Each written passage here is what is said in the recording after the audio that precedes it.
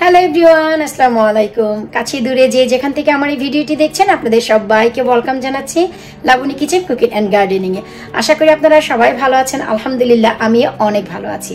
আজ আপনাদের সাথে শেয়ার করব টার্কিশ কোফতে। আশা করব ভালো লাগবে। ভিডিওটি ভালো লাগলে ইউটিউব চ্যানেলটি সাবস্ক্রাইব করবেন, ফেসবুক পেজটি ফলো করবেন। আমরা টার্কিশ কোফতে অনেকেই অনেকভাবে বানিয়ে থাকি। আমি যেভাবে খাই আজ সেই রেসিপিটি আপনাদের সাথে শেয়ার করব। আশা রাখছি আপনাদের ভালো লাগবে। টার্কিশ কোফতে বানানোর জন্য আজ আমি ব্যবহার করছি গরুর মাংসের কিমা। এখানে অলরেডি ধনিয়া পাতা মেশানো আছে। আপনারা চাইলে ল্যাম্ব অথবা খাসির কিমা দিয়েও বানাতে পারেন, তবে চেষ্টা করতে হবে যেন একটু চর্বিযুক্ত হয়। আর ব্যবহার করছি আমি 3 কোয়া রসুন, 2টি কাঁচামরিচ, লেবুর রস, 1টি আস্ত পেঁয়াজ, আধা কাপের মতন ধনিয়া পাতা এবং 2টি আলেপিনো। যাদের কাছে আলেপিনো নেই তারা চাইলে লাল ক্যাপসিকামও ব্যবহার করতে পারেন। চলে যাচ্ছি প্রসেসে। শুরুতে আমরা একটা চপার নিয়ে নিব, আর চপারে যে সবজিগুলো নিয়েছিলাম সেই সবজিগুলো শুরুতে একটু চপ করে নেব।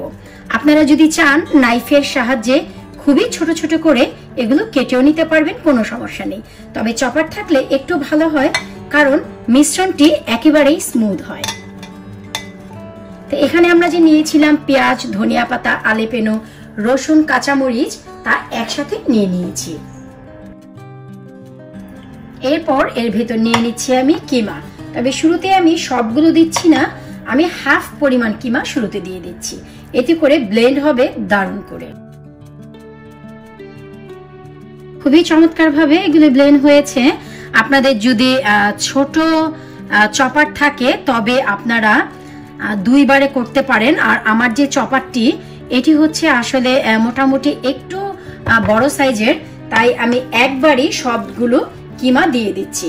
হাফ করে নিয়েছি প্রথম, তারপর আমি বাকি হাফ দিয়ে দিচ্ছি। আর আজ আমি এখানে 500 গ্রাম গরুর কিমা ব্যবহার করছি।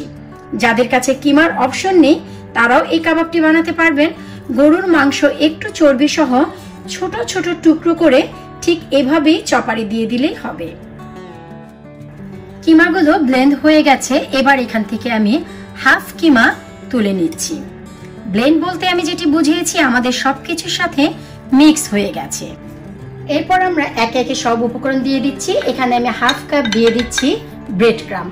এর পরিবর্তে আপনারা চাইলে ফ্রেশ পাউরুটিও ব্যবহার করতে পারবেন। 1 চা চামচ দিচ্ছি এখানে কালো গোলমরিচের ক্রাশটি।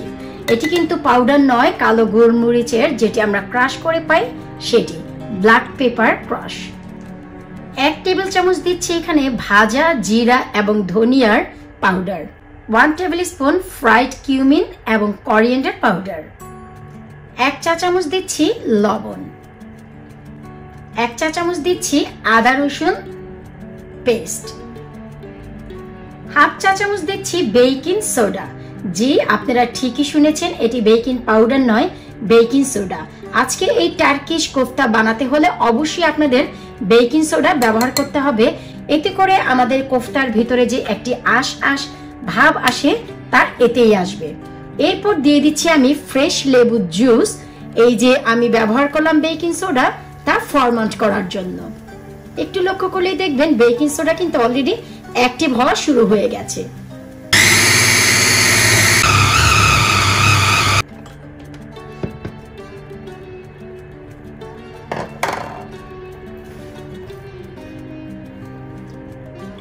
আমি একটু কাছ থেকে দেখাচ্ছি যে কত দারুণভাবে আমাদের মিশ্রণটি রেডি হয়ে গেছে। এবার এখানে আমি 1 টেবিল স্পুন পরিমাণ রান্নার তেল দিয়ে দিচ্ছি। এই তেলও কিন্তু আমাদের কাবাবটি ভেতরের দিক থেকে অনেকটাই ময়েস্ট রাখবে।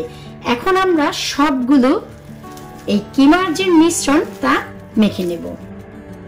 মিশ্রণটি যখনই মাখা হয়ে যাবে হাতে আমরা বেশ কিছুটা তেল মেখে নিব।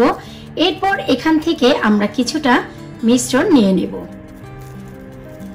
হাতের তালুর সাহায্যে একটু আমরা গোল করে নেব। তারপর আমরা এই যে কোফতা এটি প্রেস করব। টার্কিশ কোফতাগুলি এমনই হয়, হাতের ছাপ থাকে আর একটু বড় করে বানাতে হয়, কারণ এটি ভাজার পর কিন্তু অনেকটাই ছোট হয়ে আসে। তো অবশ্যই লক্ষ্য রাখতে হবে যেন আমাদের হাতের এই ছাপটি অবশ্যই কোফতার গায়ে থাকে। তো আমি আরো একটি করে দেখাচ্ছি।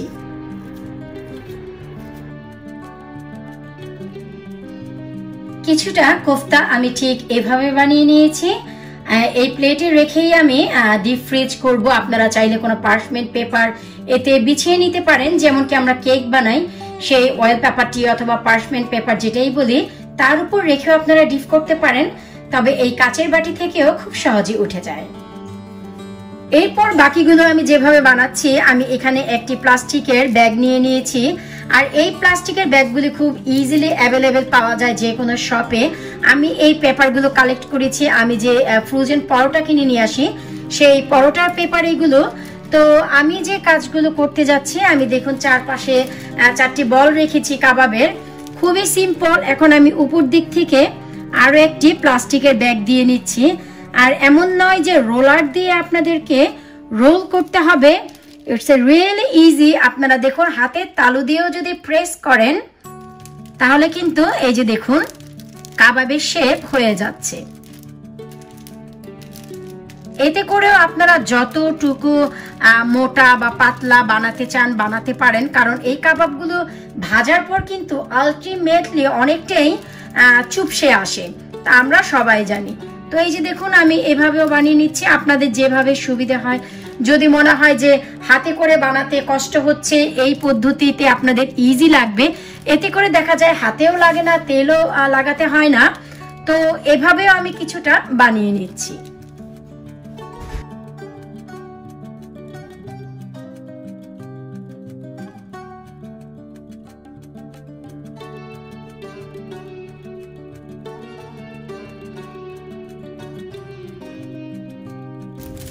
এই তো ভাই আমাদের 2 ধরনের টার্কিশ কোফতে একেবারেই রেডি।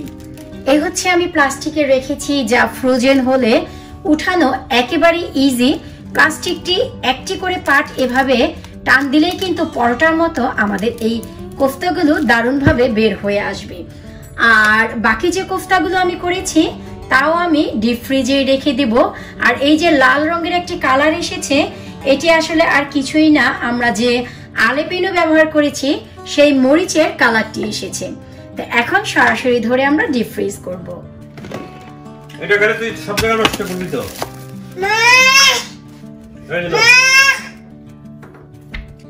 দেখলেন তো ভাই কত সহজে আমরা ঘরে বসেই টার্কিশ কোফতে বানিয়ে ফেললাম, আর কত ইজি ওয়েতে আমরা ডিপ ফ্রিজ করলাম। এই কোফতাটি আপনারা চাইলে 6 মাস নাগাদ ফ্রিজে রেখে খেতে পারবেন, কোনো সমস্যা হবে না। এর গুণগত মান অক্ষুণ্ণ থাকবে, কারণ এর আগে বেশ কয়েকবার আমি বানিয়ে খেয়েছি, এর টেস্ট মোটেও নষ্ট হয়নি। তার 2টি কারণ, এক হচ্ছে আমরা এতে বেকিং সোডা ব্যবহার করেছি, আর 2 হচ্ছে আমরা এতে লেবুর রস ব্যবহার করেছি। লেবুর রস আর সোডার কারণে আপনাদের এই কাবাবটি ফরমেন্ট হতে থাকবে যতদিন পর্যন্ত ডিপ ফ্রিজে থাকে, আর ততদিন পর্যন্ত খাবারটি ভালো থাকবে। যখনই এটি ভেজে খাবেন ভেতরে খুবই চমৎকার আশ সেই ভাবটি পাবেন। আশা করব ভিডিওটি আপনাদের ভালো লেগেছে। আপনাদের ভালো লাগাই হচ্ছে আমার কাম্য। ভিডিওটি ভালো লাগলে অবশ্যই আমার ইউটিউব চ্যানেলটি সাবস্ক্রাইব করবেন, ফেসবুক পেজটি ফলো করবেন।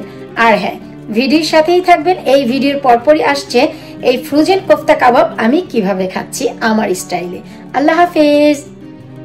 যেতে যেতে একটি কথা বলে যাচ্ছি, কাছে দূরে যে যেখান থেকে আমার এই ভিডিওটি দেখছেন এবং যারা চুপি চুপি আমার এই ভিডিওটি দেখছেন, অবশ্যই ভিডিওর আইডিয়াটি ভালো লাগলে ভিডিওটিতে একটি লাইক দিতে কিন্তু অবশ্যই ভুলবেন না।